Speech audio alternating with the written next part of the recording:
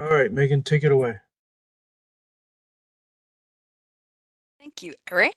Okay, so New York State contracting requirements. I just wanted to stop and just take a breather. We just had quite a bit of information given to us. Thank you so much, Jim, for that. So just curious, we were going to try to do a poll, but we'll just do it a different way. So I was just curious to know on the call today, how many of you are new to AmeriCorps. Either your AmeriCorps program grant just is starting for the first time, or whether or not you are starting newly with your, oh, check you out. Okay, so it looks like Casey beat me to it and she was able to finagle this. Yep. If you just, focus your attention on the poll questions, I'd just really like to get a feel for how our audience is broken down. A lot of the information that I will be sharing is going to be refreshers for a lot of you, but also I wanted to give a shout out to those who are new to either having an AmeriCorps grant in New York State or new to your organization in your current role. Just want to give a shout out because I feel like at this point you've kind of just been like roped into the herd, and it'd just be nice to know where we're at. So if you could take just a couple of minutes to just answer the two poll questions, really would just appreciate that. And the two poll questions is how long has your organization been receiving AmeriCorps grants? And you can choose between first year, 2 to 5 years, or less than 5 years. Greater than 5 years. Greater than 5 years, I'm sorry. You're okay. And the second question is, and how long have you been in your current role at your program? And you can choose between first year, 2 to 5 years, more than 5 years. So thank you very much for adding that, Casey. Yeah, no problem. And looking at the preliminary results, it looks like very few organizations, this is their first year. There's two people who are responding that this is their first year their organization has an AmeriCorps grant. There are 6 people who are indicating that this is 2 to 5 years in for them, that their organization is receiving AmeriCorps grants, and for most people on this call, 30 people are indicating it's been more than 5 years they've been receiving AmeriCorps grants. But we're very split on where we're at with our role in our organization.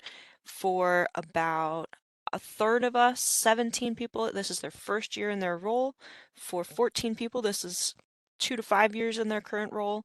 And for 8 people, this is going to be more than 5 years in their current role. I am going to close the poll so you can have a look at these results for yourself, I believe. Thanks so much, Casey. Yeah, absolutely. Oh, it gives us a little 15-second timer here. Yes, it does. That's something. Yeah. I think that happens when there are people who are in the middle of completing the poll. All So good. Not a problem. And I'm going to share these poll results with you. Awesome, thank you. Mhm. Okay, great. Thank you, Casey.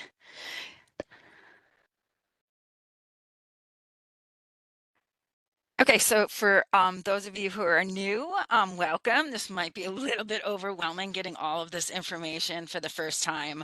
So like Eric said before, all of these sessions are being recorded and the PowerPoint presentation is going to be shared with all. If you have any questions, with the information that's provided, you can throw your question in the chat or raise your hand. Happy to answer any questions you might have. So without further ado, we'll go into the New York State contract requirements. Next slide, please. Okay, so the contract management system. Jim started to talk about it a little bit, and then the roles that you might have, but just to, as a general overview, the contract management system is a secure web-based application used by the Office of Children and Family Services, which our office, the commission, is located in. This is paperless and it's integrated with the statewide financial system, SFS, that we'll talk about a little bit more in future slides. It allows for online claiming submission and the payment process. So CMS also assists in project management by tracking scheduled contract and financial transactions to ensure prompt contracting and timely payment processing. The OCFS staff utilizes CMS to transmit contract data interdepartmentally as well as externally to the contractor. Next slide. Chrome is the supported and preferred browser. You may be able to successfully log in with other browsers, but there has been noted issues for that. So we just suggest that using Chrome, and then also when uploading documents that you use PDF. It just really, it seems to be the document style of choice. Okay, next slide. So it's recommended for two individuals within the organization to be designated as CMS users. So when Jim was noting the different users, there are different roles. So some roles will have the ability to upload documents. They'll be able to put notes in, whereas others are just able to review the information that has been uploaded or you know, entered by the con user, and then they will only be able to sign. So in order to get folks on in the system, you will have to complete the CMS authorization form. And that authorization form we can get to you, but we do suggest that at least two users are in each of those roles. Okay, next slide. Okay, so for the roles, con user is responsible for the contract related data entry tasks, like completing the online program reports, which we actually do not use that functionality. We do our program reports outside of the system in SurveyMonkey, but the con user typically processes contract related stuff pertaining to contract development, which would just be possibly uploading documents into the system. The consig would be responsible for signing contracts on behalf of the organization. So their role would just be to go in, review the information in the system, and then electronically sign.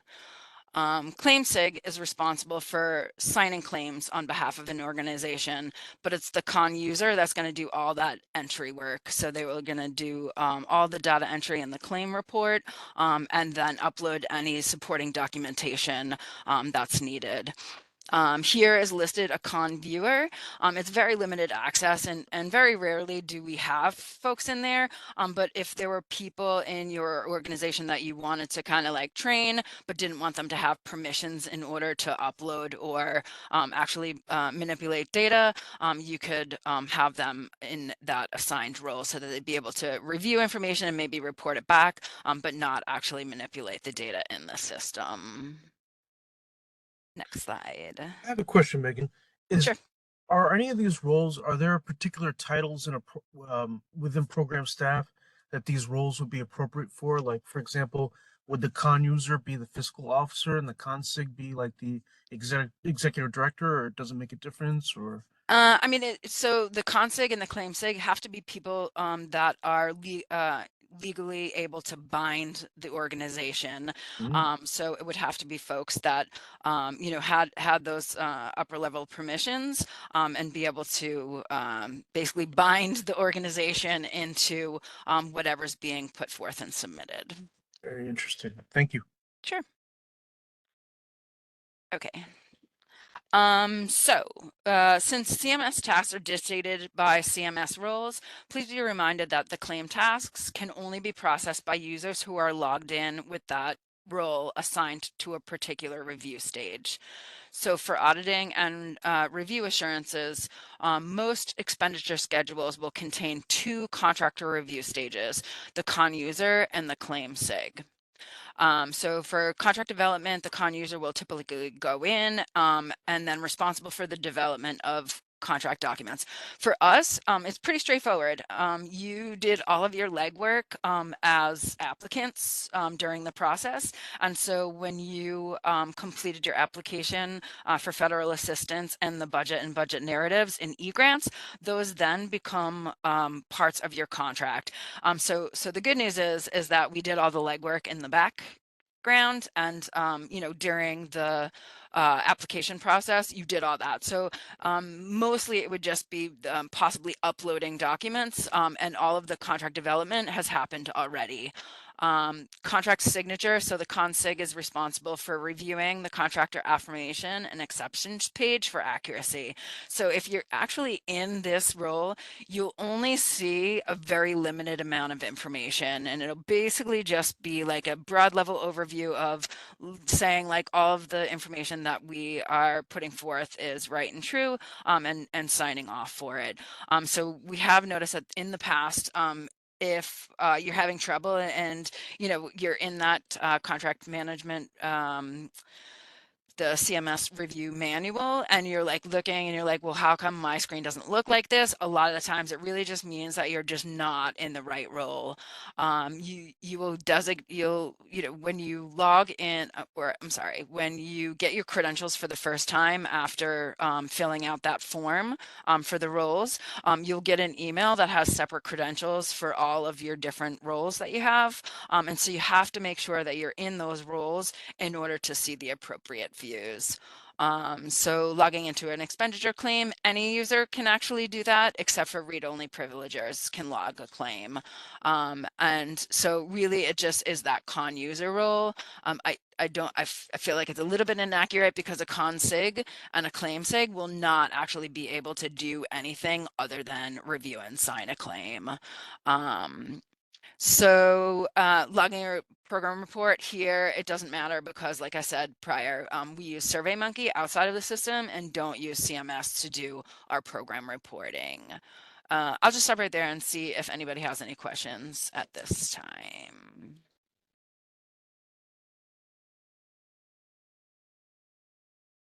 Okay. Next slide, please. Okay, so amendments are initiated outside of CMS using budget amendment request form found on the Commission's website. So once the amendment is reviewed and approved by the Commission and BCM, it's set up in CMS. So we just ask that you communicate this to your program administrator when thinking about initiating a budget amendment. And Jim spoke briefly on that, but here is the pending tasks associated from the CMS inbox are organized by the tasks. So if you see the task is contract, and then the contract number, you would normally see C0, 2, and then some numbers preceding it. You would click on the actual task for the associated. So some of the tasks we see are the contract renewal schedule, which we don't have, because we have right now a fixed term multi-year contract wherein all 3 years are put under one contract term. We are, however, trying to lean towards something that is breaking up those contract years. So you're seeing a snapshot of the annual amounts and program year, rather than a combination of all 3 years. Another task that you see is amendment schedule, and those will be either amend or BUD MD, budget modification, which Jim also spoke about. The budget modification showing here is an actual budget amendment, so which means it either reached the 10% threshold of the total contract value, or if there wasn't something previously listed in one of the budget line items. So like, let's say, for instance, if you didn't think originally that you were going to need staff travel, that maybe you were going to cover that with your match portion, but then we're coming up short. But because you didn't have any federal funds listed under staff travel, but you had money to be able to move around, you'd have to do a formal modification to be able to add monies to a line that wasn't previously budgeted for it. But we can certainly get into that later. And then the final task that you are going to generally see is the expenditure report, and possibly an advance request. So if you have any questions specific to any of those tasks, please feel free to reach out to myself or to Jim. Next slide. Thank you. Okay, so there'll be maybe multiple persons within the organization that have the same role. And like a specific role-based task is pending for action. However, anyone with the same permissions necessary to finalize the task has the ability to access the CMS inbox and complete the task. So whenever there's a pending task, a system-generated email notification is sent to the primary reviewer designated in the contract schedule. So it's important to keep our records up to date, because if, let's say, somebody who was an original con user is set up in the initial task schedule, leaves your organization, those emails are going to go nowhere because the person that was set up in that role is no longer with your organization. However, if that happens, a person in your organization who has the same roles has the capability of going into CMS and completing that action. It just, we just ask that when you know that somebody is leaving your organization, or if like roles are changing hands, that you just let your program administrator know, and it will just avoid, some inadvertent lags that may happen. Also noted that the email notifications are sent, but they may actually go to junk mail or spam. We have seen that in the past. So just making sure that that is not happening. So yeah, that's that. Next slide. Okay, so additional resource materials can be found online, and we have new tutorials that have just been done. So on the OCFS main contractor manual, the CMS manual is there. It's 100+ pages, and it has some really good screenshots and some helpful tips, and even some job aids as well. On the OCFS main training page, there are also some standalone documents that might help in completing specific tasks. But you could always contact the CMS helpline at the numbers on the screen, in addition to contacting one of your program administrator, myself, or somebody at the commission for additional information. So that concludes the contract management system. I'll just stop here to see if anybody has questions on anything that was contained in the presentation, or if there are other questions specific to the contract management system.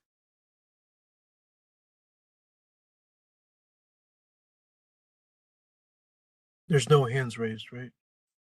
I don't see them, but I don't believe so. Okay. Okay. So it was crystal clear then. Happy to hear that. Good job, Megan. All right. Perfect. Now we're gonna Perfect. get a little more foggier. Here we go. Okay. Fun. Okay, grants management. So effective actually the 16th of January of this year, the grants management changed hands from the grants gateway to the statewide financial system, otherwise known as SFS. So all requirements remain the same. It's only the platform for grant management that's changed from the gateway to SFS. So agencies that use the grants gateway for specific grant programs and business functions now use SFS for those same grant programs and same business functions. Not-for-profit organizations must pre-qualified to do business in New York State agencies before they can compete for state grants. This process allows for nonprofits to address questions and concerns prior to entering a competitive bid process. So non-for-profits are strongly encouraged to begin pre-qualification as soon as possible. The good news for you all is that you have already done this during the application process. And so really it'll just be up to you to maintain your status. So the good news is that also that vendors are registered in that with a New York State vendor ID. And then you can go in and check the statuses of invoices, purchase orders, and submit electronic invoices. Also, you can update contact, address, and payment information, and sign up for electronic payments. Megan, how frequently will programs have to update their status? Sure, good question, and that's coming in a couple of slides, but it's once every year. There are annual documents that are required that will kick you out of pre-qualification status if you don't have them uploaded annually, and we'll get that into that a little bit further on a slide or two. Okay, so initially when creating the document vault for pre-qualification, the items that are required are the certificate of incorporation, IRS 501c3 determination, IRS 990, audit review and findings, CHAR 500 or 410, which is the charities registration with the Attorney General's Bureau of New York State, Board of Directors profile, senior leadership resumes, and corporate bylaws. So now that you've become pre-qualified, you'll be responsible for maintaining status throughout the life of your New York State contract. So how do you do this? Next slide. To maintain pre-qualification status, New York State requires grantees to annually update the organization's IRS 990 tax form, audit review and findings, and that charities registration form. So once you are pre-qualified, it is the responsibility of non-for-profits to maintain this. So these three non-for-profits essential financial documents will expire on an annual basis. A non-for-profit must upload the current versions of these documents and submit an updated pre-qualification application for review and approval once each year to maintain pre-qualifications. Non-for-profits are also provided a full 10.5 months from the end of their fiscal year to provide the current IRS 990 or financial system without an interim requirement of uploading extension requests, which is a really nice thing because during the grants gateway, you would have to actually get an extension and upload that for you to remain current. But you're getting now a full 10.5 months of grace period for that extension for current IRS 990 filings. Next slide. Okay, so the other thing that's not the best is that you can only have one delegated admin for that role who is assigned for each vendor ID. So a lot of you might be in really large organizations and it might be something that doesn't work for their AmeriCorps programming. So it really would just be making sure that you knew who that delegated admin was in that assigned role for each of your organizations, because that admin would ensure that all SFS users know how to contact them for password resets, also to communicate updates that are needed for account information. And unfortunately, failure to maintain your SFS vendor ID information up to date in SFS may lead and result in payment delays.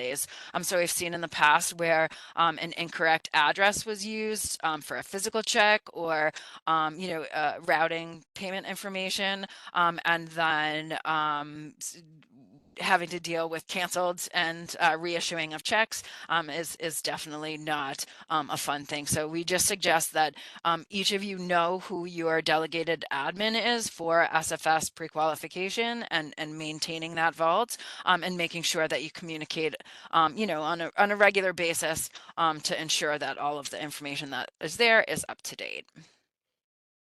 Next slide.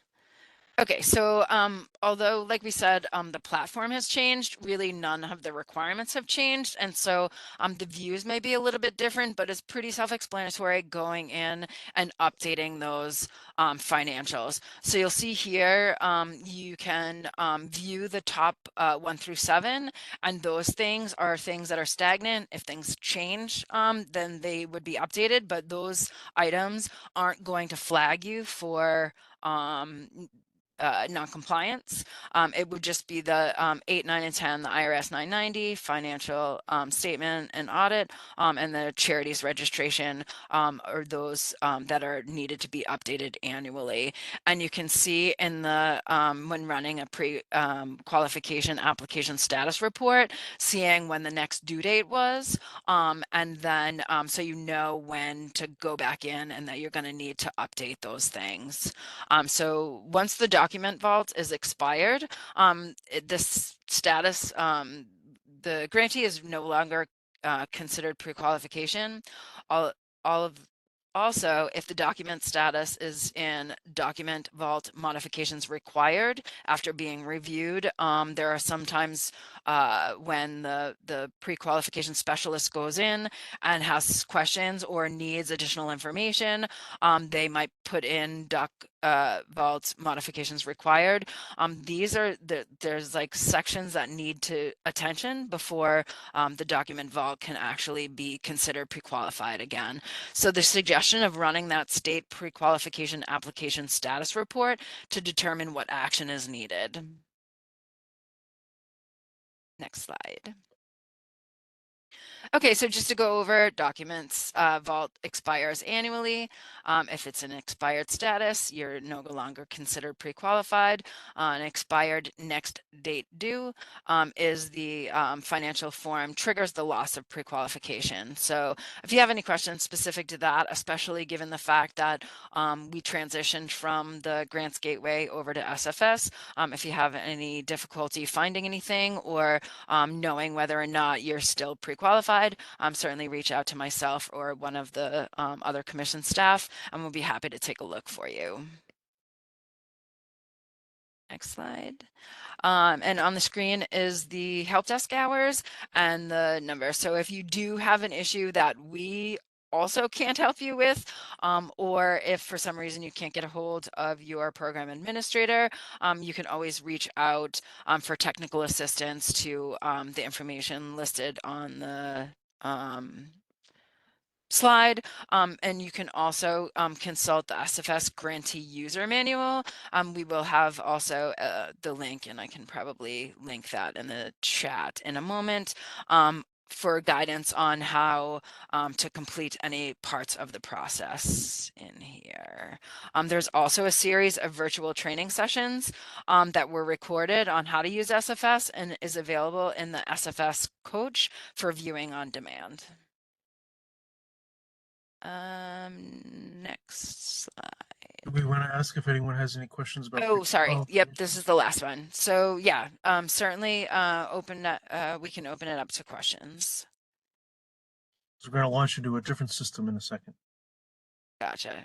Any questions about pre-qualifications? Going once, going twice.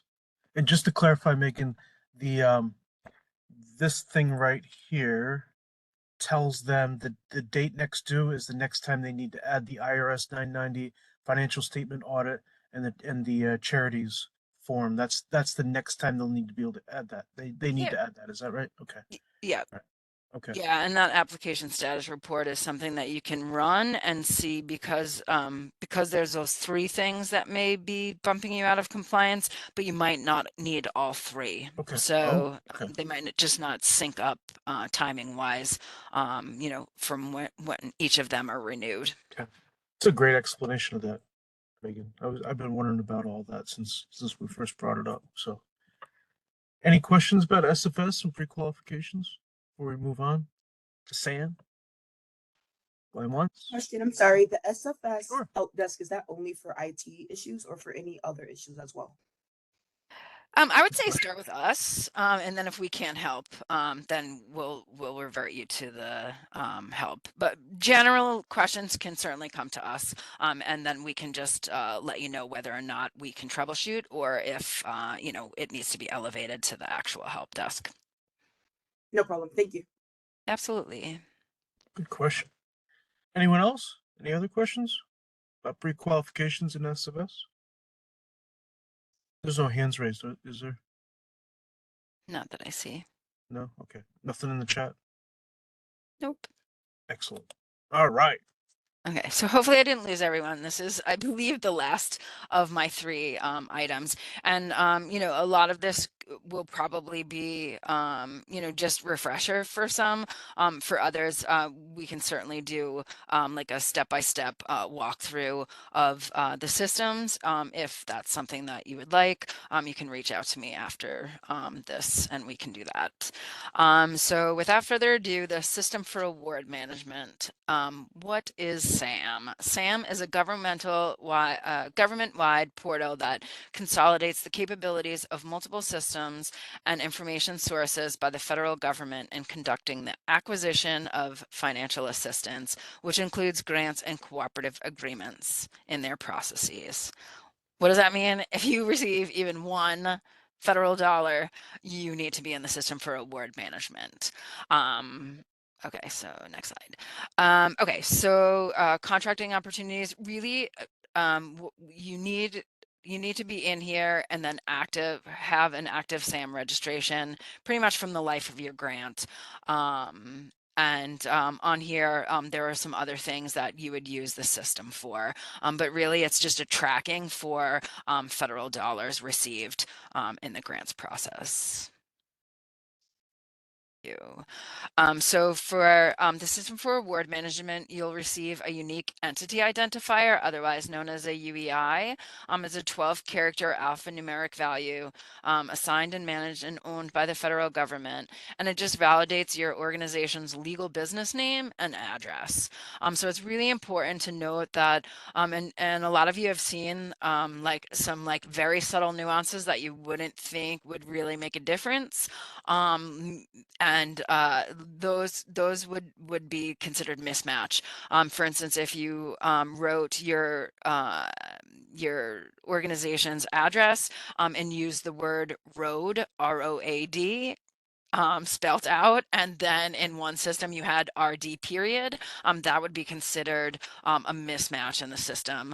So we just want to stress that, you know, that it is verbatim in both System for Award Management and eGrants, because that really is where they're going to check. And it really just is going to link and make sure that the legal business name and address is exactly the same in both. Next slide.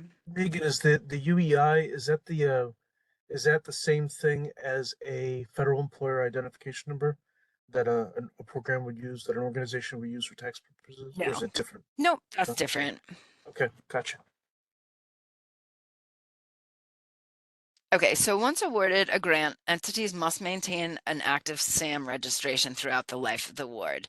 SAM registration must be renewed annually, and the legal applicant's name and physical address in eGrants must match exactly to the applicant's SAM registered information. Okay, so I lied. So there is actually one more system. So did anybody have any questions on the System for Award Management? And this is something that actually we would not have been able to push forth your applications for review and approval from AmeriCorps, the federal agency, unless you were actively registered in SAM. So the good news is that you guys are all set or were set at the time of application process. But if you have any questions, whether or not you are in there during, like, you know, any period during the contract year, we can certainly help you with that. But like I said, a lot of these things are things that you are going to take care of during the application process, but then be responsible for maintaining during the life of your New York State contract and the life of your AmeriCorps grant. So I don't see any questions on system for award management, so I guess we can move on. Okay, so the final system is the VendRep system. The VendRep system is a secure application that allows vendors to enter, maintain, and certify their vendor responsibility questionnaire. Once the questionnaire is certified, it is available for review by a state contracting entity. So what will happen, this is performed after an award is made and is the process required by the Office of the State Comptroller, OSC, in order to contract with New York State. So it's going to be a series of questions that your organization is going to answer with regard to fiscal viability, integrity. So you'd have to disclose anything you know, within the series of questions. And what is going to happen is it's going to flag for further review. And then it would be, you know, responding to those items that were flagged in what you did to correct any issues or what you're doing to, you know, mitigate that from happening again. But this is, we suggest if everybody is not actually in VendRep system and using a paper questionnaire still, that they make sure that they get in here. It's much easier to go in and review the information and make sure that it's up to date and accurate in the online system rather than trying to deal with paper. Next slide. So vendors must maintain their vendor responsibility through the duration of the contract. Enrolling and completing the questionnaire is really easy. And like I said prior, it's definitely the best method to use. Subsequent questionnaires in response to contracts or RFPs from any state agency would only need to be updated in the VendRep system. So multiple agencies, if you had contracts with them, would be able to come in here and view the same one. So just another great reason why using the online system over the paper trail is benefit. Next slide. So the online questionnaire is considered current if it's been certified within 6 months of the agency defined due date for the questionnaire. So even if there is a current certified online questionnaire, it's the vendor's responsibility to ensure that the questionnaire reflects any material changes that have occurred since the last certification. So for instance, if there was something that was like an audit finding or, you know, one of the items that were in that questionnaire that you had originally attested that were right and true, if anything is changed, even though you are currently considered you know, current and good in that system, you would need to go in and update. And then when you would update and certify, then that would become your new 6-month mark. So certainly can answer any questions on that if needed.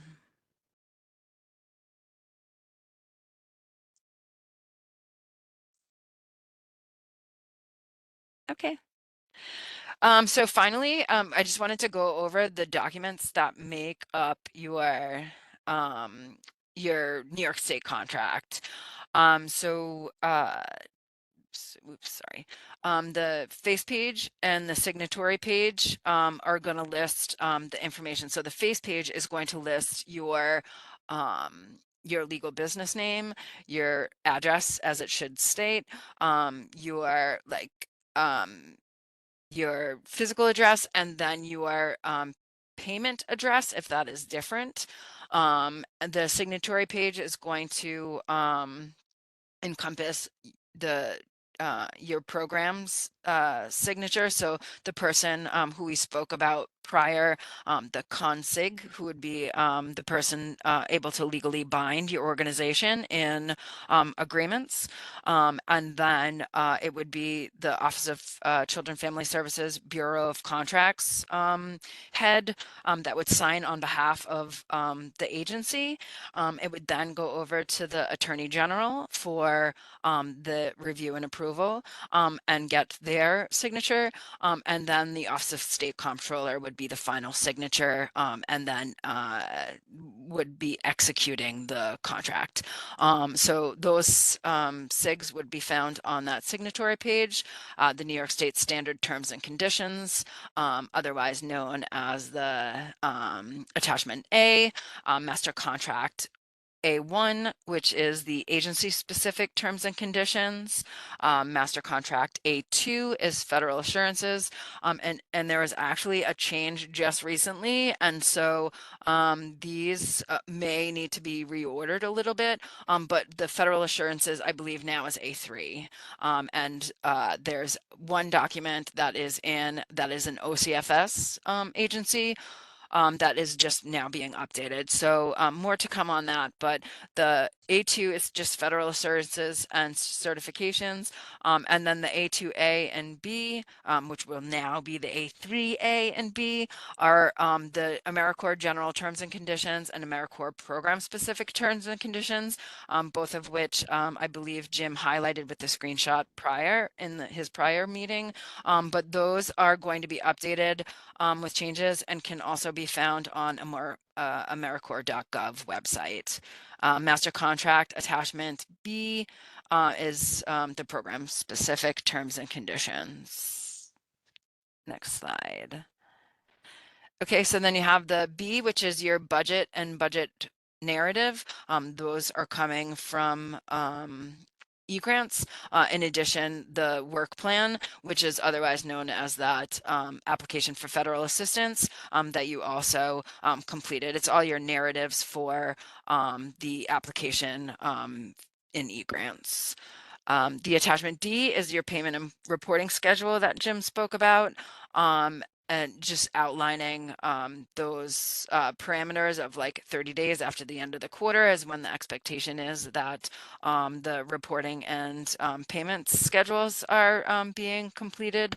And then the attachment E is a federal fund vendor determination, which it is noted that all of you on the call are considered to be subrecipients, and that is via the Code of Federal Regulations. So that would just be, a document just listing and letting you know that you are considered subrecipients versus a contractor. So there's just different requirements for federal grant monies. The attachment the attachment MWBE, Minority and Women-Owned Business Enterprises. This is something that New York State likes to suggest that you use, but it is not a requirement of any of the federal programs. So you may receive an email from a contract compliance unit. It's, I believe, very cumbersome and confusing. I've asked them multiple times because A, it doesn't really apply to us, and B, the way that they send the email is all templated language, and much of it, if not all of it, doesn't pertain to you. If you have any questions when that email is sent, please just reach out to me and I can go over it. But ultimately, the regulations state that federal contracts do not go through that MWBE requirement. And so ultimately it's just, we would suggest, and if you can use MWBE vendors, great. If you can't, not a big deal. There is no state requirement. Okay, so also during the life of your contract. So you right now, many of you are going to be going into the contract development stage if you haven't already. So contract development, good news, like I said, is really not a big deal because you've done all of the legwork already, and it's all going to just be coming out of eGrants. And the program administrators are the ones that will like data enter the budgets into the contract management system for you. And generally they're going to upload the documents also. What we do ask is that once that contract comes, to be active, and we'll let you know once that's active in CMS, what you're going to need to upload is a certificate of workers' compensation. So on the screen here are the forms that are accepted by New York State. So all vendors must provide workers' compensation by uploading one of the following on here. And if you note, there are exemptions from having New York State workers' compensation or disability. And then you would just need to complete that CD 200 and then basically attest to the fact that you are exempt from this. But any questions on those requirements, certainly reach out to myself. Next, we have the disability. So all vendors except for municipalities who are exempt must provide proof of disability coverage by uploading one of the following documents here listed on the screen. So both the workers' comp and disability forms must list OCFS as the certificate holder, and the dates of the certificate must be current. And the address, just to note, is 52 Washington, Rensselaer, New York 12144. So this is something that is important because it will, if it's not listed like that, it'll just kind of hold up the process. So that is something to note, and also that for disability and workers' comp, accord is general liability is not a form that is accepted by the Office of Children and Family Services. So on that note, that is it. And wondering if anybody had any questions on any of the information that I presented, any of the systems, any questions general about contracting.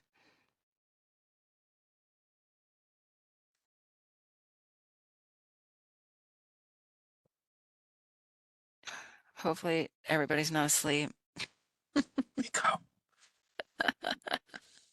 No, I thought that was exhilarating. So it was a wonderful presentation, Maggie. Excellent. So, any hands raised? I think I see any.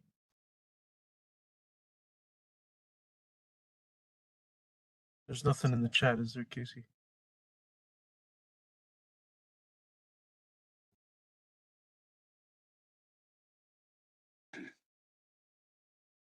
Don't see anything in the chat. Okay, going once, going twice. Anyone have any questions about contract requirements?